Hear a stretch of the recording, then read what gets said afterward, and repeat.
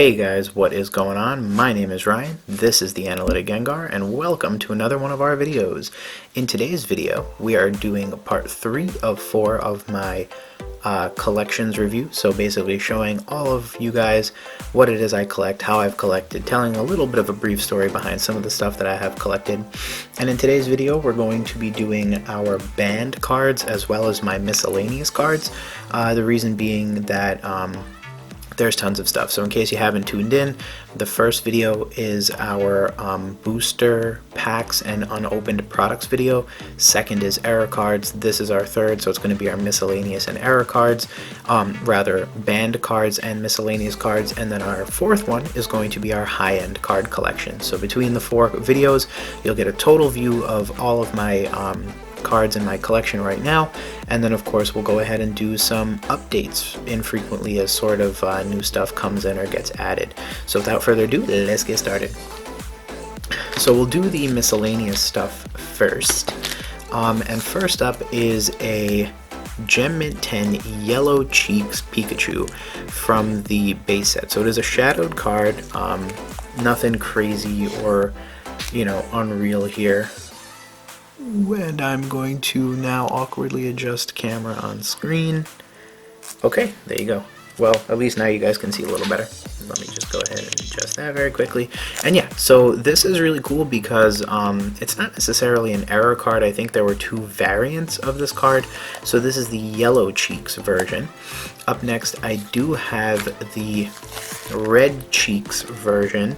And so as you can see, the difference is that Pikachu's cheeks are 2 different colors, and he's a chunky boy is what he is. This card's in first edition shadowless. This card is in shadowed unlimited edition, so you could say I'm in a bit of a hot mess right now, but that's totally fine. I just think it was cool to have 2 high-end versions of this card, high-end like in grade, and one in the red cheeks and one in the yellow cheeks, and just to kind of let those 2 stand on their own. So those are the first 2 cards.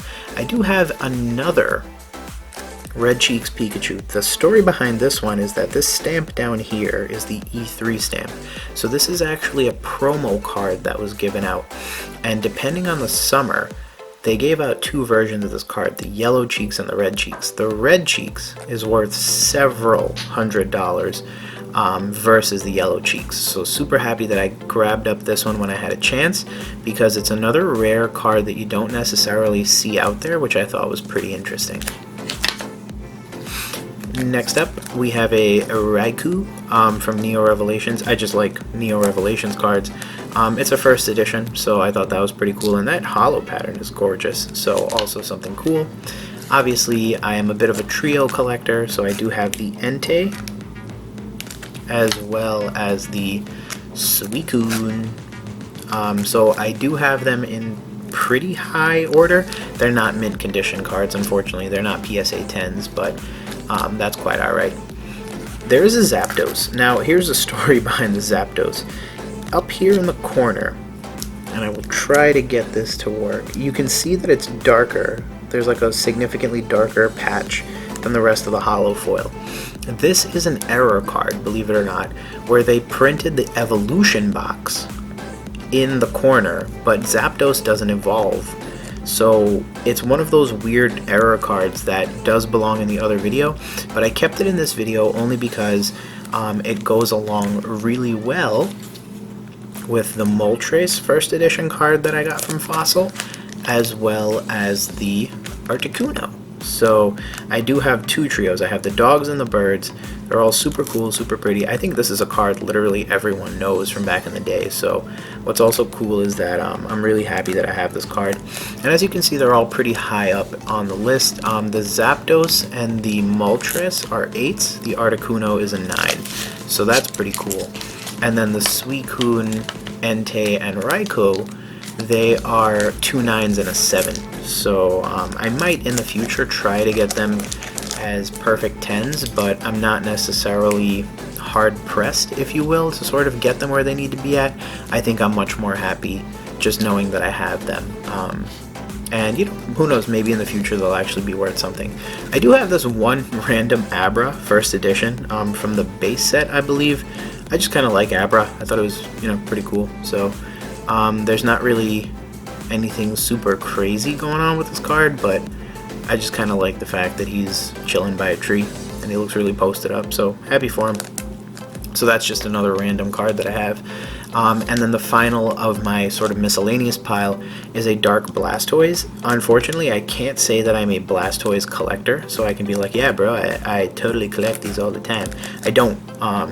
It was just that it was, I think, a combination of this Dark Blastoise as well as a other first edition Dark Charizard. They were being sold by the same seller, so I chose to buy them. Ironically enough, this one came back pretty high as a mint 9, so I'm actually very happy about that from that perspective, so that was pretty cool. And those are my miscellaneous cards, guys. Now I'm going to briefly go over some of my quote-unquote banned cards. So the story behind banned cards is basically, in Japan, the artwork, based on the culture, can be a little different. So because of just the differences in culture, sometimes the Japanese artworks and cards can be very different.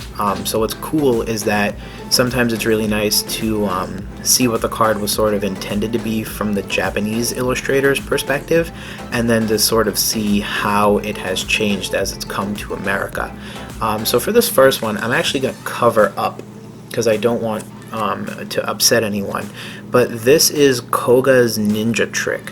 What's interesting about Koga's Ninja's Trick is that there is a whole bunch of artwork on this card, and specifically there is a swastika on this card. So what's interesting is that symbol in certain Asian cultures is actually a sign of peace and prosperity, and the one that we know the most from sort of the 20th century is actually an inverted version of that. So this card features that artwork relatively prominently, and because of the history behind the inverted version of that being used in Nazi Germany, they ended up removing the swastika from the American version of this card. However, it is present on this version of the card, and like I'd said, when it is presented in its original form, it's actually a symbol that in many Asian cultures means peace, prosperity, so on and so forth, and it's the inverted version of that card that was used by Nazi Germany. So this card features a swastika on it. Again, not going to reveal it for sake of not offending anyone, but just something that I thought was really interesting. Thought that there was a lot of history behind that card, and coming from an Asian culture myself, I have also seen it featured in some artwork, so I thought it was very interesting to sort of see how a different part of the world could see that image in a different light. So what was interesting was that I thought it was a really cool worldly piece to add to my collection, definitely something that you don't see every day, and something that was very culturally relevant to what part of the world Pokemon comes to us from, Japan. So given all that, I decided it would be an interesting add to my collection, so I have it as a PSA 9. So another card that I have from our collection is just, Sabrina's Gaze. Sabrina's quite literally giving you the middle finger. So as you can see, it's her middle finger that's up. In the US, they adjusted this slightly so that it wouldn't be so inflammatory. Although honestly, it's not like on purpose, but I think they thought that the artwork might be a little offensive. So they decided to go ahead and plop this one down there. There is a Moo Moo Milk. So this Moo Moo Milk features a Sentret drinking from an udder. I guess they thought that would also be a little offensive. So in the Neo series in Japan, it's pretty commonplace, but in the US they changed the illustration to be something different. And yeah, that's a little bit of the history behind why this card is banned, is just because it's doing its thing, and Sentret happens to be suckling from an udder.